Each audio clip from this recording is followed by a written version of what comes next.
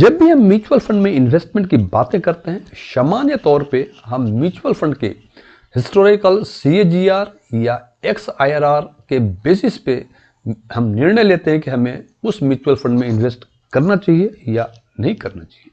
हालांकि एनालिसिस के दौरान हम कभी इस बात की चर्चा नहीं करते हमें म्यूचुअल फंड को सेल यानी रिडीम कब रिडम्पशन हमें करना चाहिए। हालांकि एक बात सच है कि चाहे वो ट्रेडिंग हो या इन्वेस्टमेंट, हम सस्ता खरीद सकते हैं, लेकिन उसमें प्रॉफिट या रिटर्न होने की संभावनाएं तभी होंगी जब उसको महंगा सेल कर सकें या रिडीम कर सकें। इसका मतलब इन्वेस्टमेंट में या ट्रेडिंग में बेहतर रिटर्न या बेहतर प्रॉफिट के लिए किस समय हमें उस सिक्योरिटीज को, उस इन्वेस्टमेंट को सेल करना चाहिए, ये भी एक इंपॉर्टेंट एस्पेक्ट्स है। और यदि हम किसी इन्वेस्टमेंट्स को प्रॉपर ढंग से सेल नहीं कर सकते, then what is the point of buying a good mutual fund if you can not sell well. इसी संदर्भ में आज हम चर्चा करेंगे उन कुछ बिंदुओं को कि जब हम म्यूचुअल फंड इन्वेस्टमेंट को सेल या रिडीम करना चाहते हैं तो कुछ ऐसे सवाल जो हमें अपने आप से खुद करना चाहिए। तो चलिए हम देखते हैं कि वो सवाल क्या हो सकते हैं।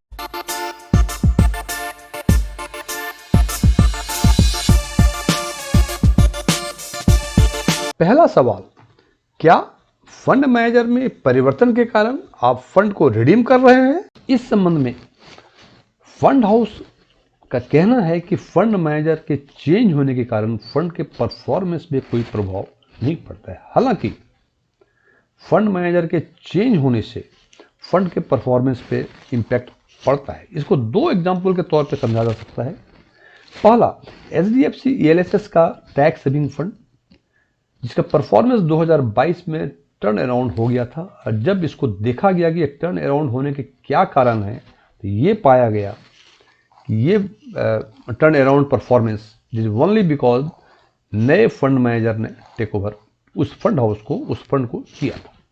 दूसरा एग्जाम्पल 2019 की है, जब मोतीलाल ओसवाल का फ्लैक्सी कैप फंड का परफॉर्मेंस काफ़ी खराब रहा था।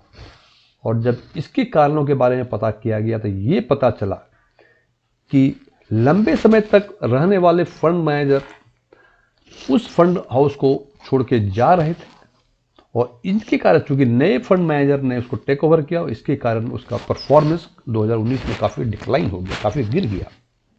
अब सवाल ये है कि हमें क्या करना चाहिए यदि फंड मैनेजर चेंज होता है या नहीं होता है। तो इस क्वेश्चन का आंसर बेसिकली क्या होना चाहिए।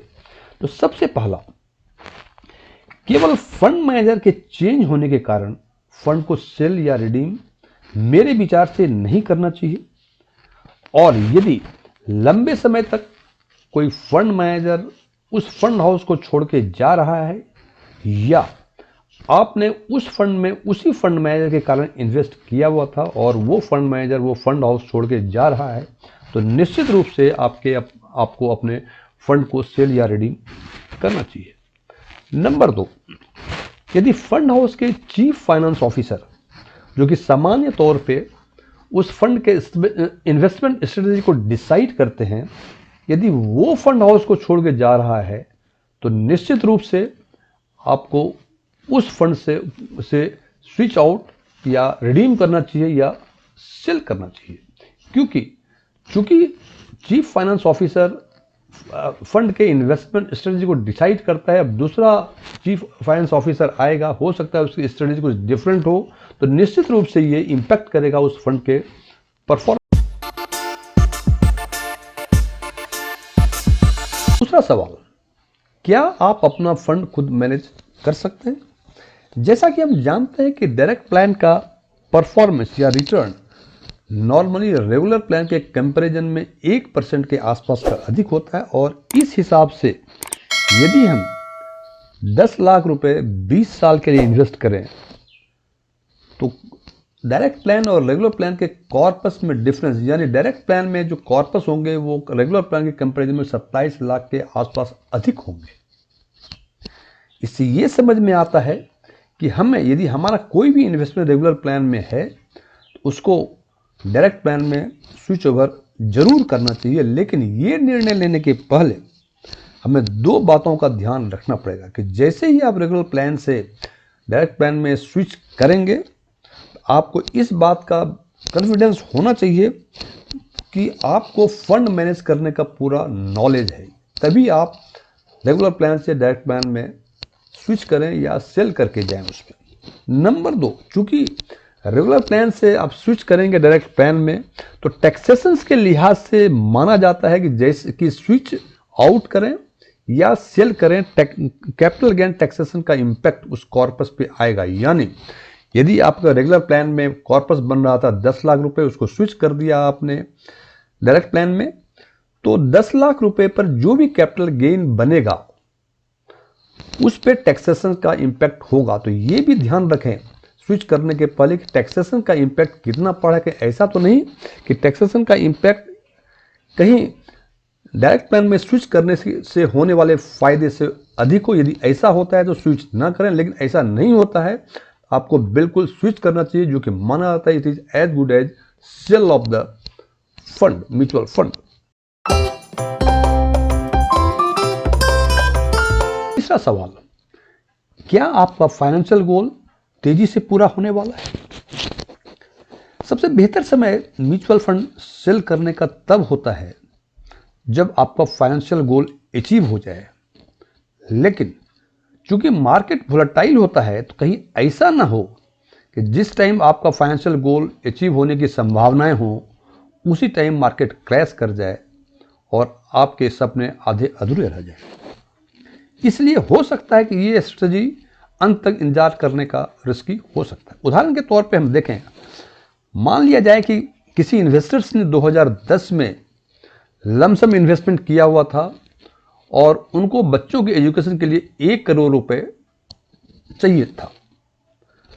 दिसंबर 2019 या जनवरी 2020 में उस इन्वेस्टर्स को लगा उनका ये financial goal by the end of March और अप्रैल में पूरा हो जाएगा। उनको लगा था कि 1 करोड़ रुपए इसके आसपास पूरे हो जाएंगे। लेकिन अचानक जैसे आपने देखा कि मार्च 2020 में स्टॉक मार्केट ऑलमोस्ट 37% क्रैश कर गया, तो जो आपके फंड 1 करोड़ पूरे होने वाले थे मार्च के एंड में या अप्रैल में, वो फंड अचानक मार्च में 1 करोड़ से के बदले आपका 63 लाख का हो गया।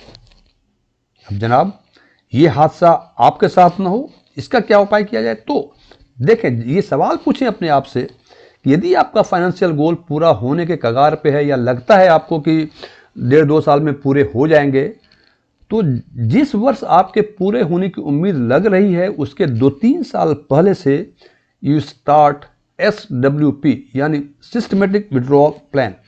सिस्टमेटिक विड्रॉल प्लान में फेज्ड मैनर में इक्विटी फंड से फंड विड्रॉ होकर लिक्विड फंड में जाता है और यह प्रोसेस, यह स्ट्रेटजी मार्केट लो होने के कंडीशंस में आपके कंडीशंस में होने वाले लॉस को से बचने का एक बेहतरीन तरीका है। आपके फंड को मार्केट लो होने के कारण होने वाले लॉस से प्रोटेक्ट करता है। सो ध्यान रखें कि जिस टाइम एस्टिमेटेड है आपका, जिस वर्ष एस्टिमेटेड है आपका फाइनेंशियल गोल पूरा होने के, उसके 2-3 साल पहले से ही यू स्टार्ट SWP यानी सिस्टमेटिक विड्रॉल प्लान, जो कि आपके फंड को प्रोटेक्ट करेगा इन केस यदि मार्केट लो जाता है। तो SWP के बारे में यदि आपको जानकारी है तो अच्छी बात है। यदि इसके बारे में और जानकारी चाहते हैं तो आप हमारे प्लेलिस्ट में जाके सिस्टमेटिक विड्रॉल प्लान के बारे में जानकारी ले सकते हैं।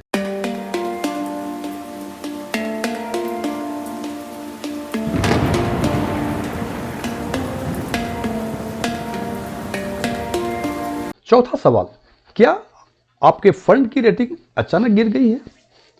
यदि आपके फंड की रेटिंग अचानक गिर गई है तो उसे बेच दें, लेकिन यह निर्णय लेने के पहले 2 चीजों पर जरूर ध्यान दें कि वो फंड जिसमें आपका इन्वेस्टमेंट है उसकी रेटिंग डाउन हो गई है, गिर गई है, लेकिन यदि उसका लंबा इतिहास है अच्छे परफॉर्मेंस का, तो 1-2 साल इंतजार कर लें। इस बीच यदि उनका परफॉर्मेंस या रेटिंग करेक्ट हो जाती है, आप उस फंड में बने रहें, लेकिन उसके बावजूद 1-2 साल देखने के बावजूद लगता है कि इसकी रेटिंग इंप्रूव नहीं कर रही है और गिरते जा रही है, तो बेहतर है उस फंड को बेच दें।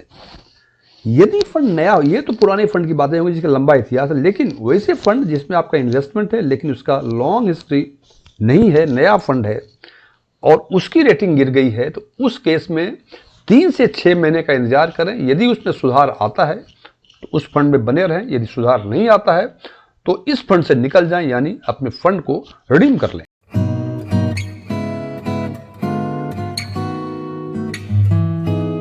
5वां सवाल, क्या आपके फंड की फंड स्ट्रेटजी में कोई चेंज हुआ है और क्या यह चेंज आपके रिस्क प्रोफाइल के अनुरूप है? जब भी आप फंड में इन्वेस्टमेंट करते हैं तो निश्चित रूप से उसका फंड स्ट्रेटजी को देखते हैं और यदि यदि आपके रिस्क प्रोफाइल से मैच करता है तो आप उसमें इन्वेस्टमेंट करते हैं। अब यदि उसमें चेंज हुआ, कुछ स्लाइड चेंज हुआ, मेजर चेंज हुआ, जो भी चेंज फंड स्ट्रेटजी है उसमें चेक कर लें कि क्या वो आपके रिस्क प्रोफाइल से मैच कर रहा है। यदि मैच कर रहा है तो आप उस फंड में कंटिन्यू करें और यदि लगे कि वो मैच नहीं कर रहा है तो बेहतर है उस फंड से आप एग्जिट कर जाएं या उसको सेल कर दें। फॉर एग्जाम्पल 2018 में यदि बात करें, 2018 के पहले क्वांट स्मॉल और मिड कैप की फंड स्ट्रेटजी एग्रेसिव हुआ करती थी और जिस भी इन्वेस्टर्स ने उसमें इन्वेस्टमेंट किया होगा निश्चित रूप से उनको उनकी एग्रेसिव फंड स्ट्रेटजी उनके रिस्क प्रोफाइल से मैच करती होगी। लेकिन जब उन्होंने वो चेंज कर दिया तो आप देख लें कि जो भी चेंज हुआ है मैच कर रहा है रहें, ना मैच कर रहा है आप एग्जिट करें। 6वां सवाल, क्या आपका फंड अपने बेंचमार्क से खराब परफॉर्म कर रहा है? बहुत सारे इन्वेस्टर्स इस पोजीशन में जब उनका फंड बेंचमार्क को अंडर परफॉर्म करता है तो वो सेल करना या रिडीम करने को रजिस्ट करते हैं। उनको उम्मीद होती है कि शायद ये बाउंस बैक कर जाएगा। फंड बाउंस बैक होते हैं, लेकिन ये कभी कभी होते हैं और ऐसा देखा गया है कि जो फंड अपने बेंचमार्क को 2-3 साल लगातार अंडर परफॉर्म कर रहा है वो 5 सालों में भी 77% उम्मीद होती है कि वो अंडर परफॉर्म ही करते हैं। केवल 33% उम्मीद होती है कि वो बेंचमार्क करते हैं। और यदि आपका फंड बेंचमार्क को अंडर परफॉर्म कर रहा है और आप इसको रजिस्ट कर रहे हैं सेल या रिडेम्पशन करने में, तो आप जस्ट केवल अपने लॉस को डिले कर रहे हैं।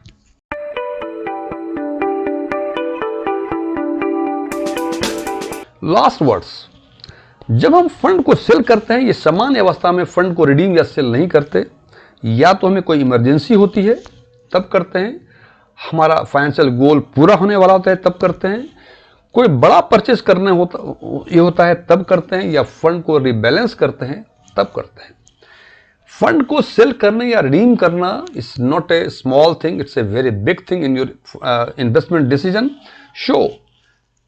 फंड को रिडीम करने के पहले इन सारे सवाल के जवाब आप देख लें और अकॉर्डिंगली अपना निर्णय लें कि फंड को सेल करें या ना करें।